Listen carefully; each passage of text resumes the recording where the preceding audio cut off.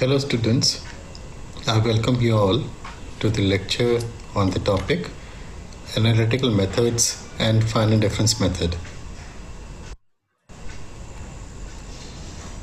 In this lecture, we will discuss the various analytical methods with example of course, and then we will proceed to solve these examples with the help of Final Difference Method.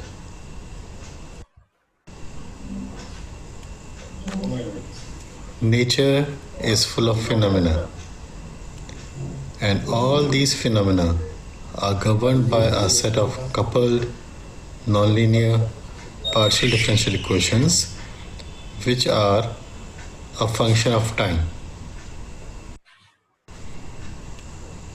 For example, when a batsman hits a ball, the distance covered by the ball depends upon the velocity of the ball and the angular trajectory. It also depends upon air velocity and drag, but neglecting these factors gives us a simple set of equations which can easily be solved manually. These differential equations are simplified by taking assumptions and are solved for exact solutions using various techniques available in literature. But to obtain this solution to a realistic model, we take help of numerical methods.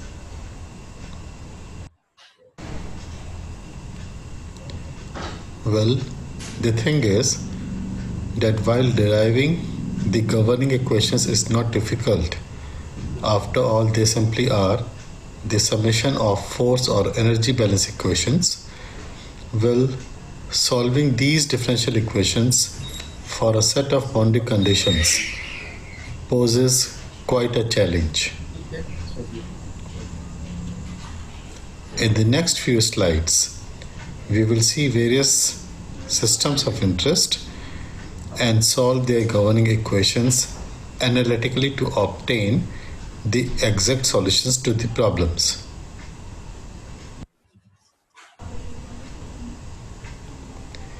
We will be taking the following examples. From strength of materials, the axial deformation of bar and the bending of beam. From heat transfer, the heat transfer problem from a fin is going to be considered.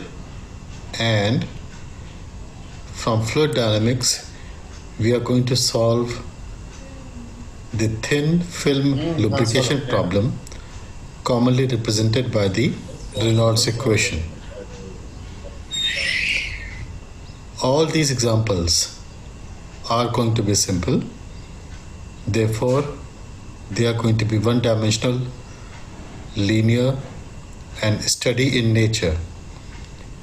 By one dimension, I mean that they are going to involve only one space coordinate, commonly represented by x. They are going to be linear in this sense that the material property are not going to depend upon the unknown parameter for which the solution is being sought. And by steady state, I mean that the solution is not going to depend upon the function time.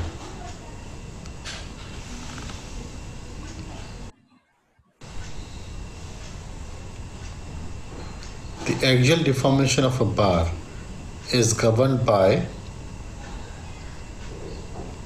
where U is the axial deformation of the bar, E is the elasticity of the bar material, A happens to represent the cross-section area of the bar, and Kx represents the loading on the bar, which in this case happens to be the volume load.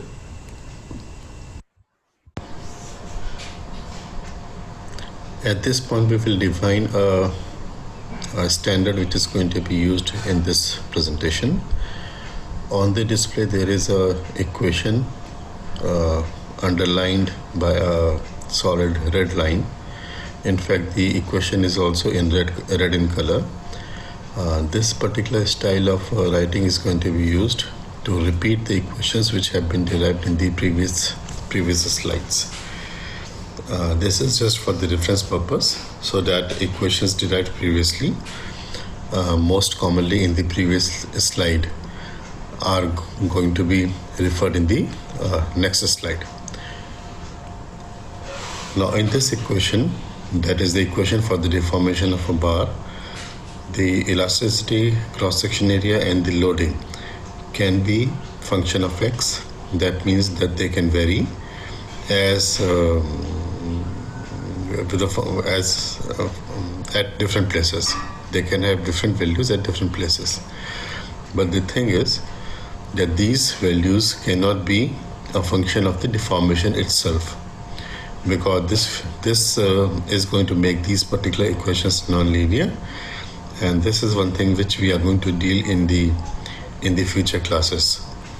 But for the time being, it is just assumed that elasticity, cross-section area, and Ex are they can be function of space only.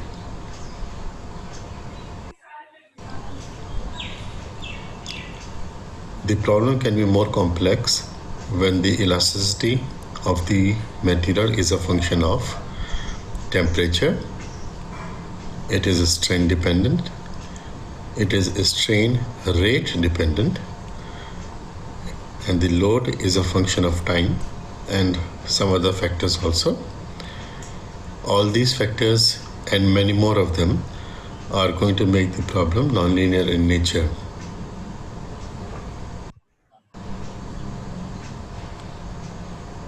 Among all these variations, the simplest is a bar which has been loaded, which has a constant UDL, and the bar has a constant cross-section area, and it has a constant elasticity.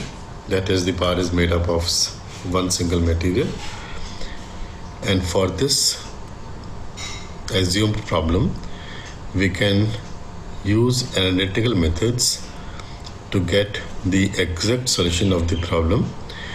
In fact, the analytical method are going to be so simple that we can solve this particular problem even manually. We do not require any calculator or computer to obtain its solution.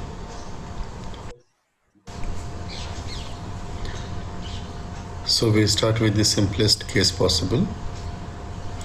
We assume that there is a bar of constant cross-section area throughout the length. It is loaded by a UDL that is represented in red in this particular figure. UDL is a uniformly distributed load, and since we are analyzing the case of a bar, this UDL is going to produce only axial deformations of the bar. Kindly remember, if the direction of the UDL was oriented towards the perpendicular direction, this element under loading would have bent in that particular case.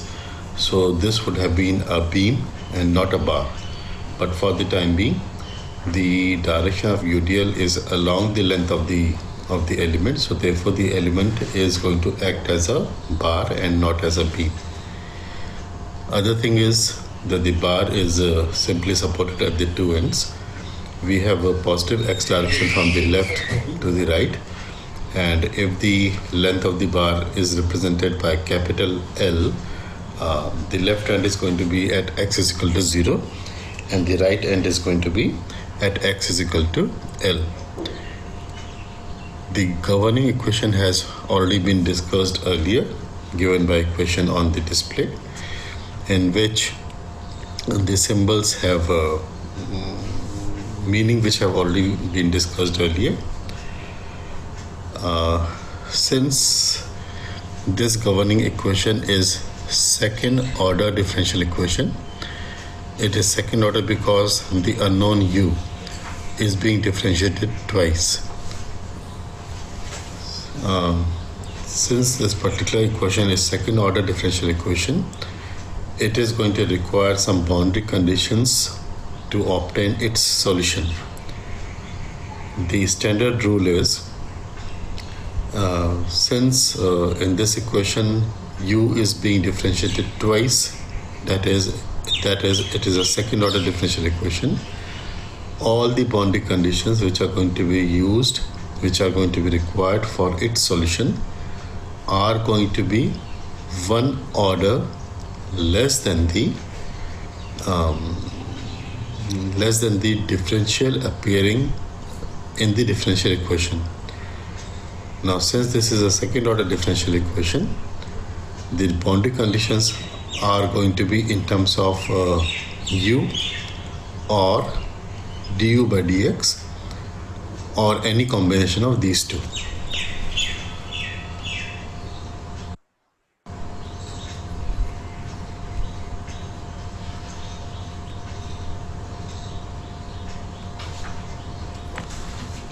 In this case, we are using the known value of deformation at the two ends.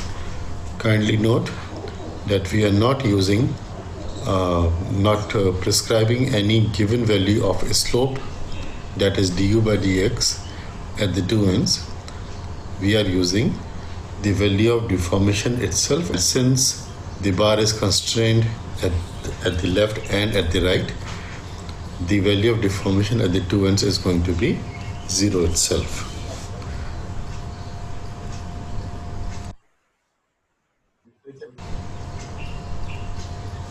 For constant elasticity and cross-section area, the differential equation gets simplified to, and when we integrate it twice, we get an equation containing a term x square. In fact, there is a term containing x also, and we have two unknowns, c and d, which can be solved for the two boundary conditions which were on display in the previous slide.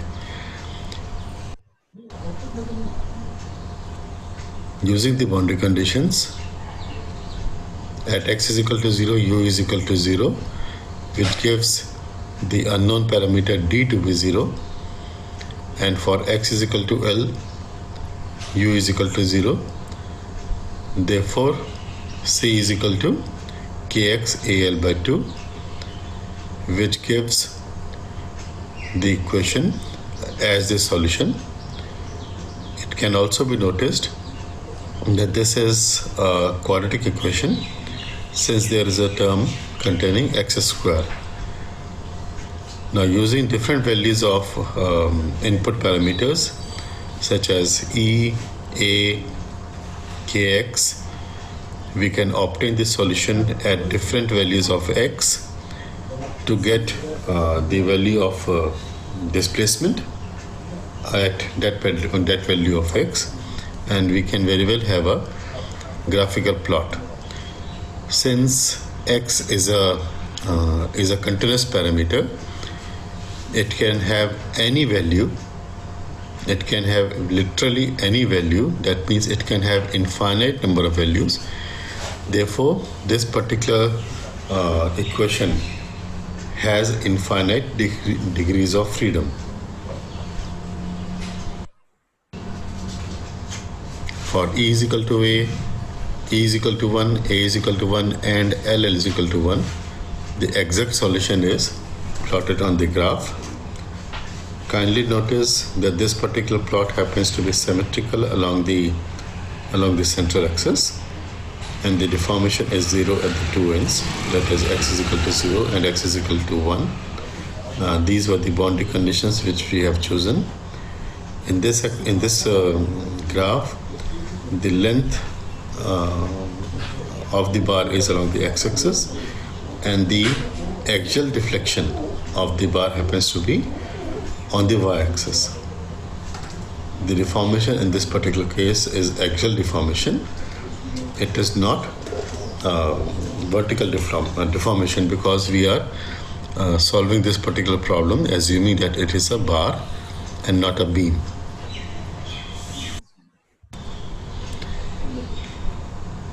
The next example which we take is from a beam. It is a simply supported beam on display. The beam has a length L. It is represented by 2 points A and B. It is acted upon by load W, which is not exactly at the center but is somewhat shifted towards the left. It is acting at point C. The differential equation is on display now. In this equation, y is the deflection, e is the elasticity, I is the moment of area moment of inertia, and m happens to be the moment itself. Kindly note that m is m which appears on the right hand side of the differential equation is not directly available from the information given in the figure in the problem. In the problem we know only the value of the load acting on the beam. So this load has to be converted, it has to be multiplied by distance from a reference point before it can be converted to moment, and then the value of moment is going to be used in this governing equation. And second thing is that the value of moment is going to vary. It is not going to be constant throughout the beam. And next is the boundary conditions. The boundary conditions have been prescribed at the two ends of the beam. That is, since the beam happens to be supported at the two ends, the value of deformation at both the ends happens to be 0.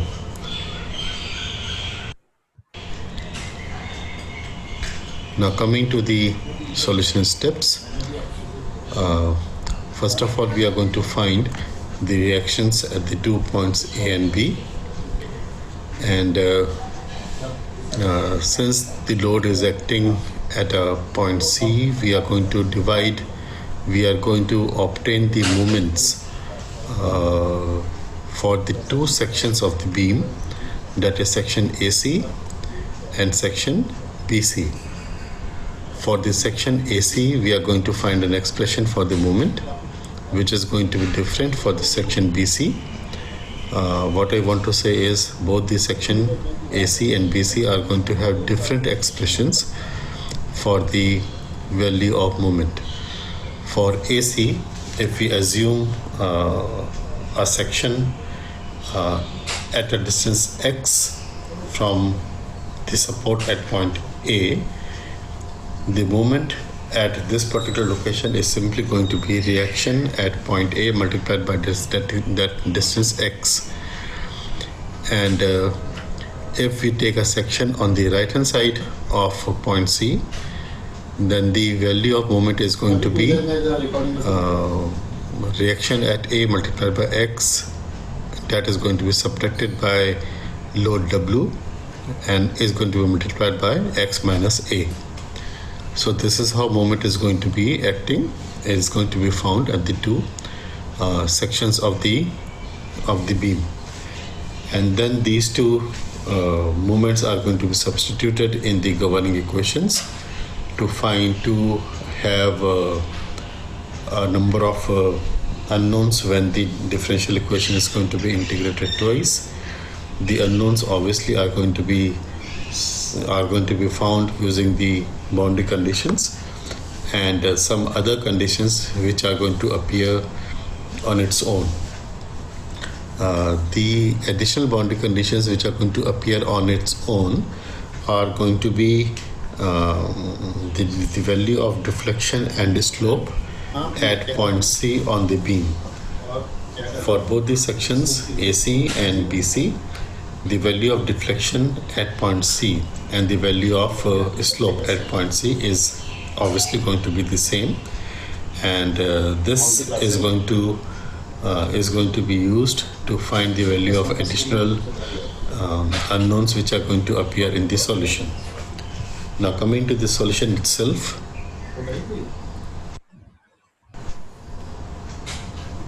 we first of all find the reactions RA and RB. First, starting with section AC, the bending moment is given by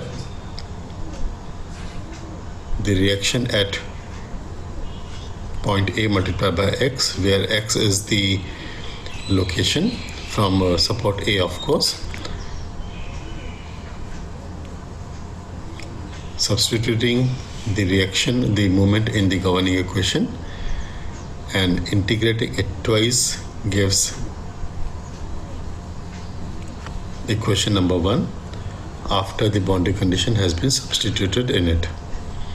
Kindly notice that C still is one of the unknowns which is yet to be determined.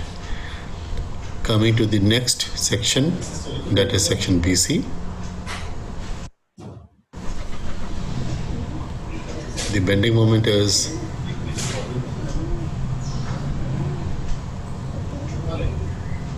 and integrating this twice gives equation number 2, having two unknowns E and F. Now one of these two unknowns can be found by using the boundary condition that y is equal to 0 at x is equal to L, and the other boundary condition, other unknown, is still going to remain in the expression.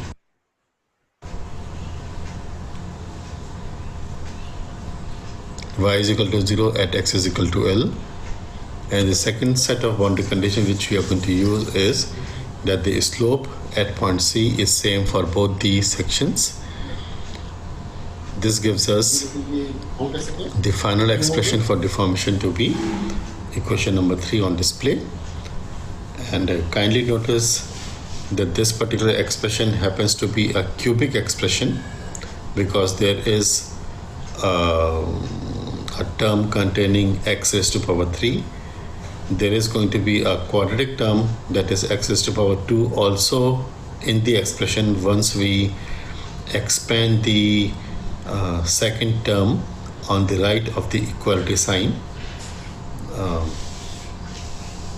And this can be the solution to this equation can be obtained by assuming different values of W, E, I and L, and can be plotted in a graph. For these values assumed, the graphical solution is going to be, the solution in the graphical plot is going to be given by this thing.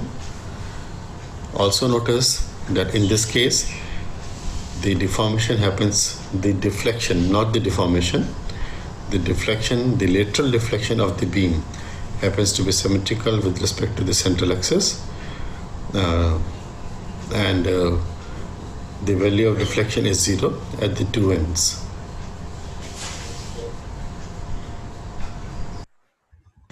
The next example which we take is from is a heat transfer problem from a fin.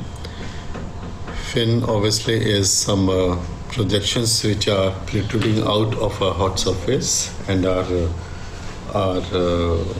to be used to cool the temperature of any body. Most common examples of fin which we can find around us are fins in the case of an IC engine, that is in a motorcycle or a scooter. Those fins obviously are air cooled, and the governing equation which is going to be used in this particular case is going to be equation on the display. Kindly note that this expression has a value Q on the right which represents the internal heat generation, and it also includes heat loss because of conduction, but there are no convective losses to the atmosphere. In fact, fin by themselves have no internal heat generated in itself, but simply to this equation is simply going to be used to represent the possible type of heat interactions existing in the system. Obviously convection has not been included so far, because then we have a second order differential equation, this similar equation to what was being used earlier in the cases of a bar and in case of a beam. In this expression, K happens to be the thermal conductivity of the material, A happens to be the cross-section area, Q is the internal heat generation, and there are going to be a set of conditions used for this also, which is the value of temperature, known value of temperature at the two ends, that is at x is equal to 0 and x is equal to L. We are assuming that the temperature is 0 at both the ends. This is being assumed because then we are using basically the same sort of boundary conditions which we were using in the earlier examples.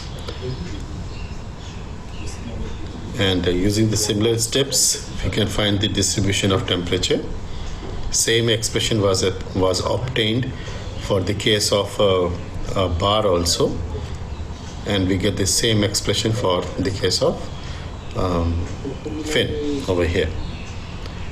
And this can be plotted for the assumed value of K, A, and Q.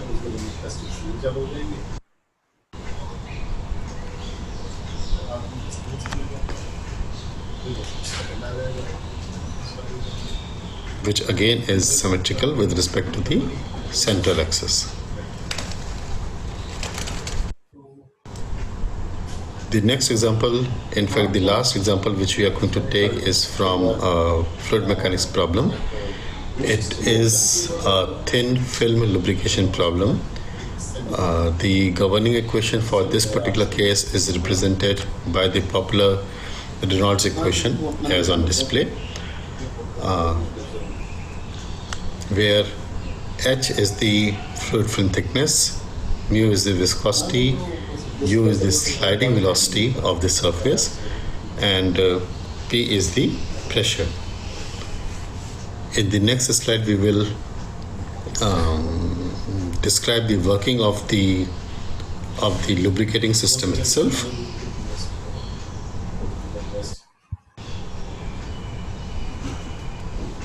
So we have two surfaces represented in black. The upper surface is fixed, while the lower surface is moving towards the right with a linear velocity u. And in the red is the fluid, a viscous fluid. Every fluid has some viscosity associated with it. So that particular fluid is represented in red. And kindly notice that the two surfaces are converging when we move from the left towards the right. By converging, I mean that the gap between the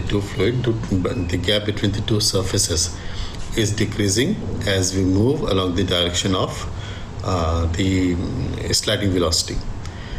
Now, since fluid has a viscosity, as the lower surface is going to move towards the right, the fluid is going to have a tendency, because of its viscosity, of course, it is going to have a tendency of being pulled in the converging gap, because of which pressure is going to develop.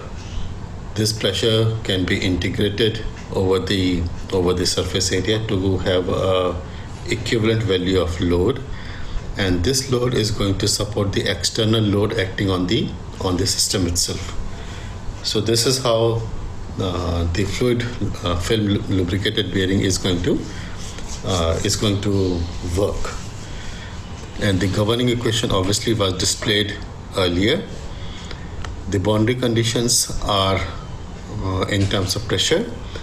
We have the known value of pressure at the two ends, because the two ends of the bearing are exposed to the atmospheric pressure.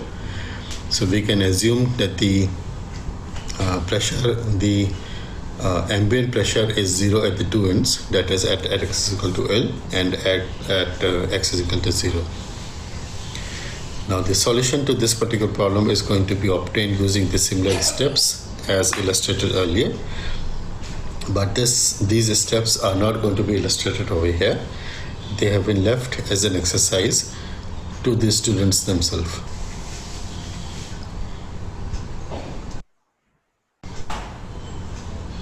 Now, in this particular slide, we are going to compare all the differential equations which we have studied so far. We have the differential equation for a bar. We have a differential equation for the beam. In fact, in beam there is one more differential equation which is commonly in use.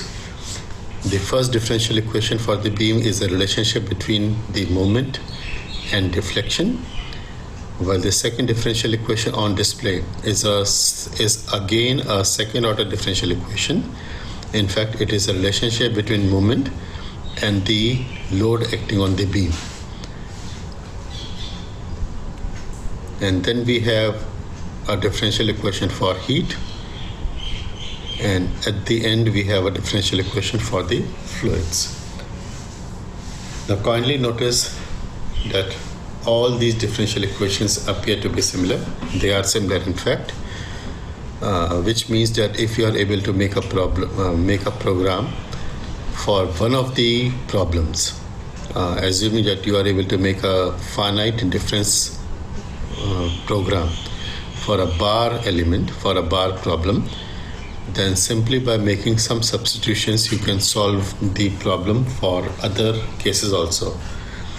If you compare the differential equation for a bar with respect to a differential equation for heat, you can notice that in bar we have E and A, while in heat we have K and A. Similarly, on the right hand side we have Kx into A, while for the heat we have Q. So this means that if you replace elasticity by thermal conductivity of a bar, you can very well convert the program made for bar with respect to the program for heat. So what I want to say is, by simple substitution of one parameter to another, you can convert one working program to solve the range of phenomena which are following the same differential equation, same second order differential equations.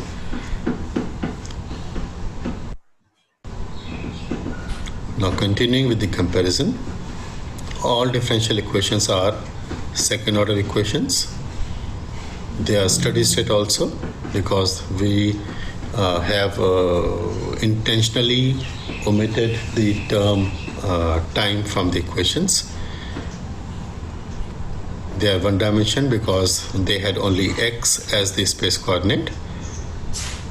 In fact, in engineering, all differential equations which find practical applications, obviously in engineering we study only practical cases.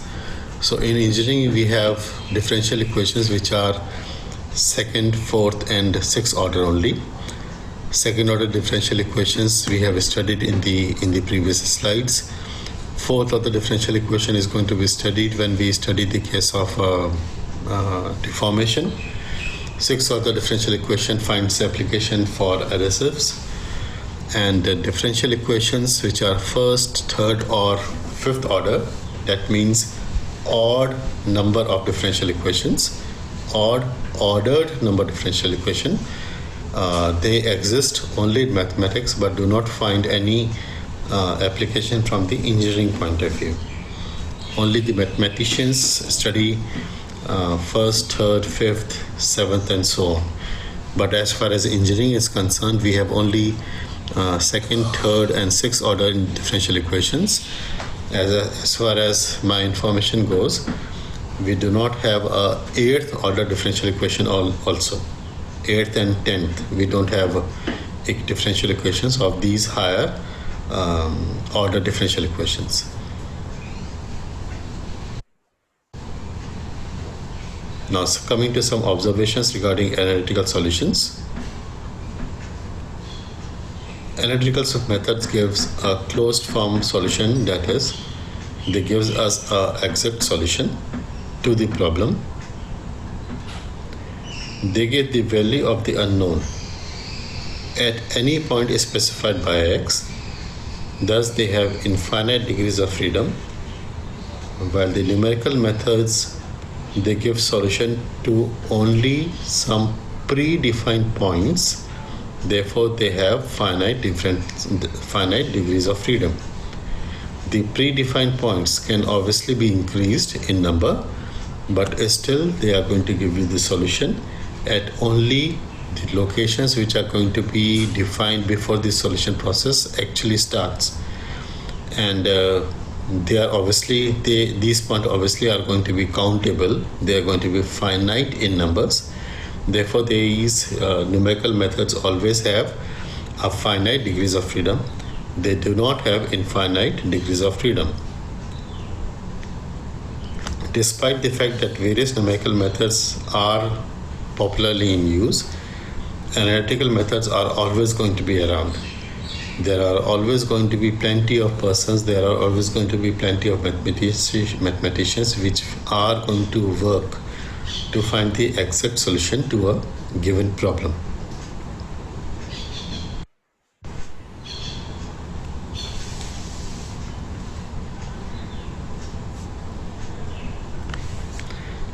Now, in the remaining slides, in the slides which are going to be on display, we are going to discuss some fundamentals of finite difference method, and then we are going to apply the FDM process to the problems which we have discussed using analytical methods in the previous slides.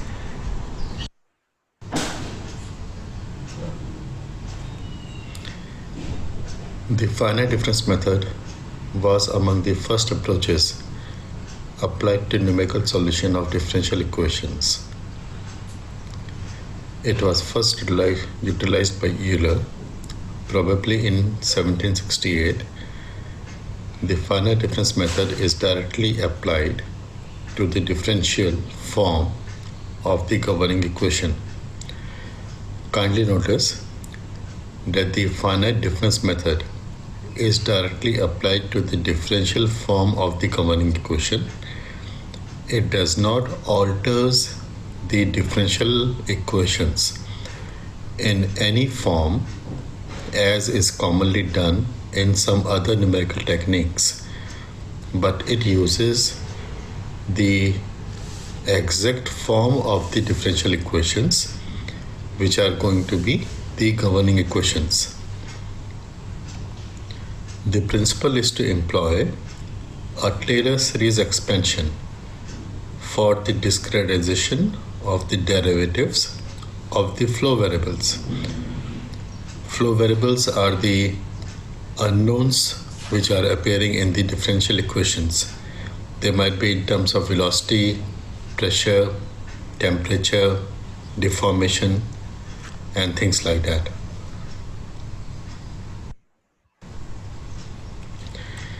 The finite difference method, or FDM as they are commonly known, are discretization used for solving differential equations by approximating them with differences equations.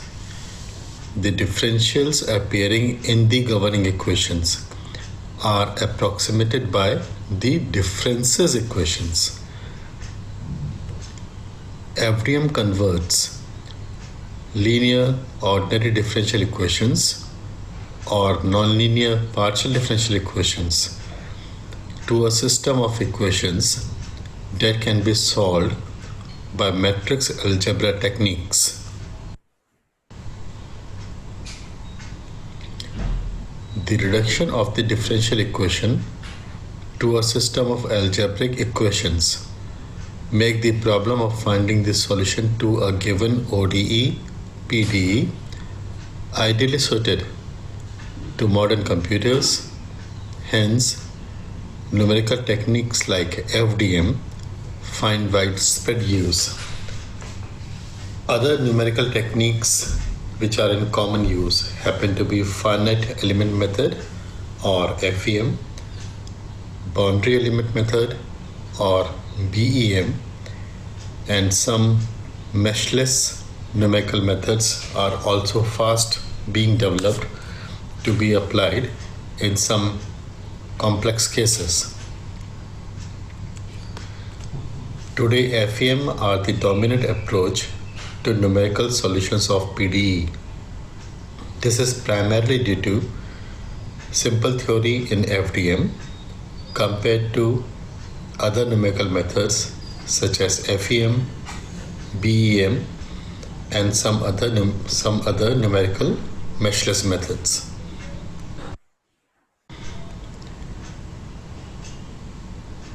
The Taylor series polynomial is given by the following expression.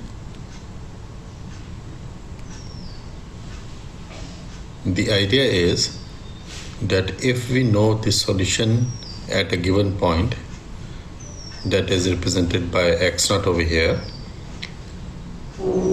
we can use the Taylor series expansion to find the value of the function at a point x0 plus h using the equation on display.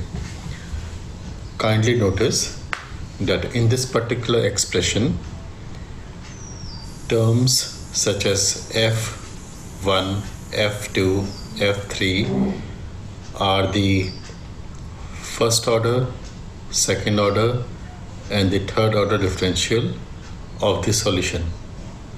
That is, f1 means df by dx, f2 means d square f by dx square, and so on. Also notice that there is a last term on the right given by Rn. This happens to be the residual, or it is also known as the error, and depends upon the number of terms which have been taken in the Taylor series expansion. Now this Rn is a crucial factor in the this Rn is going to play a crucial factor in the solution obtained by FDM. Depending upon the number of terms which you are going to take in the Taylor series expansion, the Rn is going to be very small, or it could be negligible, or it may affect the solution to a significant extent. This we are going to see in the coming slides.